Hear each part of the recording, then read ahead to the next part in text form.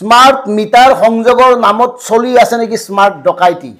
অসমৰ বিভিন্ন প্ৰান্তত স্মাৰ্ট মিটাৰক লৈ যি ধৰণে আপত্তি অভিযোগ যি ধৰণে অসন্তুষ্টি ব্যক্ত কৰিছে শ শ হাজাৰ হাজাৰ জনতাই তাৰ বিপৰীতে আমি জনাব খুজিছো এটা ভয়ংকৰ খবৰ খবৰটো একো ভয়ংকৰ নহয় আসলতে আমাৰ কাৰণে ভয়ংকৰ তেওঁলোকৰ কাৰণে অতি সহজ খবৰ অসমত 65,58,000 স্মাৰ্ট মিটাৰ সংযোগৰ নামত দিয়া হৈছে 5,000 কোটিতকৈ অধিক টকাৰ ঠিকা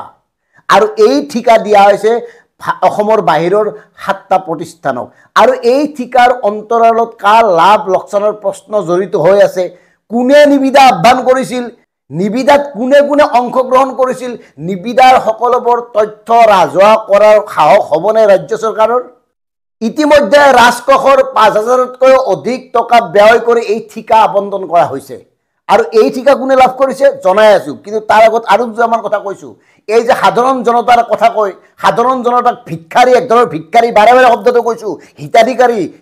যে সজাই আছে হাত পাতি থাকিব লাগে হিতাধিকাৰী মানে আত্মনিৰ্ভৰশীল হ'ব নোৱাৰে গতিকে সেই কাৰণে আমি বাৰে বাৰে কৈছো এইখন চৰকাৰে হিতাধিকাৰী নহয় অসমৰ জনতাক ভিক্ষাৰী সজাই আছে আৰু সেইখিনি সময়তে বহিৰাগত কোম্পানীক হাজাৰ হাজাৰ কোটি টকাৰ ঠিকা দি কোনে কমিশন খাই আছে এই কথাবোৰ স্পষ্টভাৱে ক'বলৈ কাৰোবাৰ সাহস হ'বনে অসমত 9টা পেকেজৰ অধীনত স্মাৰ্ট মিটাৰ সংযোগৰ কাৰণে অৰ্থাৎ 65,58,446টা স্মাৰ্ট মিটাৰ সংযোগৰ কাৰণে বহিৰা কোম্পানীক ঠিকা দিয়া হৈছে আমাৰ স্পষ্ট কথা যেনেকৈ স্মাৰ্ট মিটাৰক লৈ ইমান আপত্তি ইমান অভিযোগ ইমান অসন্তুষ্ট হৈছে ৰাইজ আগৰ সিস্টেমটোৱে থাকক আগৰ সিস্টেমটোৱে ভাল ৰাখক কিয় আপোনালোকে জোৰ জবৰদস্তি স্মাৰ্ট মিটাৰ দিছে স্মাৰ্ট মিটাৰ সম্পৰ্কে ইমান অভিযোগ হোৱাৰ পিছতে মুখ্যমন্ত্ৰী ডাঙৰীয়াই কি কয় স্মাৰ্ট মিটাৰ বোলে মিতব্যয়ী স্মাৰ্ট মিটাৰে বোলে বিদ্যুৎ ৰাহি কৰে আৰু মুখ্যমন্ত্ৰী হৰবলি সব কথাত আমি হয় হুজুৰ কৰি নাথাকো আপোনালোকে নিজে বিল দি পাইছে নেকি নিজে বিল দি পাইছে আমাক যে সাধাৰণ জনতাক যে আপুনি কয় যোৱাবাৰৰ বিল আৰু এইবাৰ বিলখন মানে তুলনা কৰি চাওক এইবাৰ বেছি কম আহিছে কোনে ক'ব কোনে কৈছে আপোনাক অসমৰ লাখ লাখ জনতা খুধক কেনেকৈ বিল আহিছে অসমৰ লাখ লাখ হিতাধিকাৰী খুধক কেনেকৈ বিল আহিছে সৰ্বসাধাৰণ ৰাইজে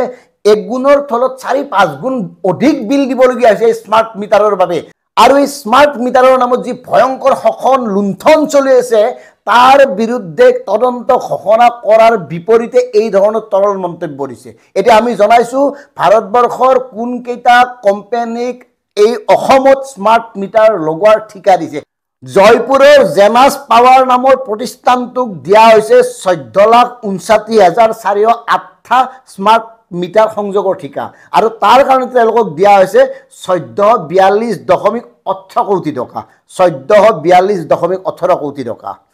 আনহাতে জয়পুৰৰে হাই প্ৰিণ্ট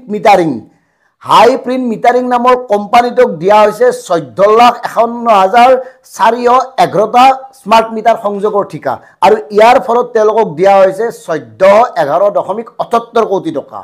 আনহাতে আমাৰ আটাইৰে প্ৰিয় মোদীৰ প্ৰিয় আদানী ট্ৰান্সমিশ্যন বিশাখাপট্টনৰ এই বিশাখাপট্টনৰ আদানী ট্ৰান্সমিশ্যন কোম্পানীক দিয়া হৈছে 7,73,072টা স্মাৰ্ট মিটাৰ সংযোগৰ ঠিকা আৰু ইয়াৰ বিপৰীতে তেওঁলোকৰ কাৰণে ধন আবণ্টন কৰা হৈছে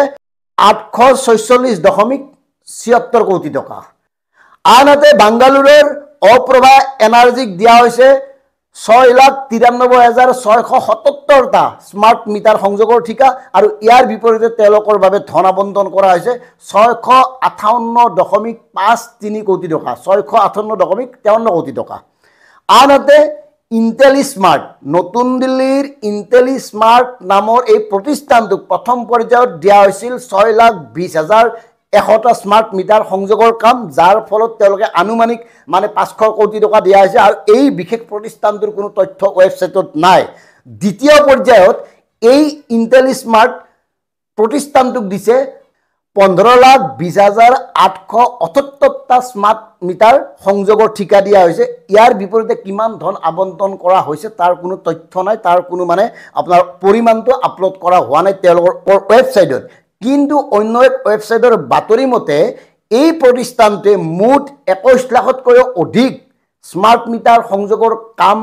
পোৱাৰ নামত তেওঁলোকে 1,000 কোটিতকৈ অধিক টকা ঠিকা পাইছে এটা আমাৰ ডিকেবি ফেক্টৰ কথা হ'ল এই 7টা কোম্পানী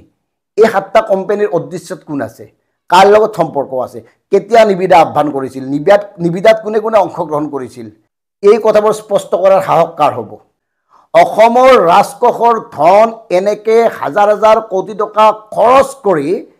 বহিৰাগত কোম্পানীক বৰপিৰা পাতি দি তেওঁলোকক ঠিকা আবণ্টন দি কোনে তাৰ লাভৰ অংশ খাইছে, এই কথাবোৰ স্পষ্ট হ'বনে? আমাৰ একদম স্পষ্ট কথা, আগত যেনেকৈ চলি আছিল তেনেকৈ চলি থাকক, ব্যৱস্থাটো উন্নত কৰক আৰু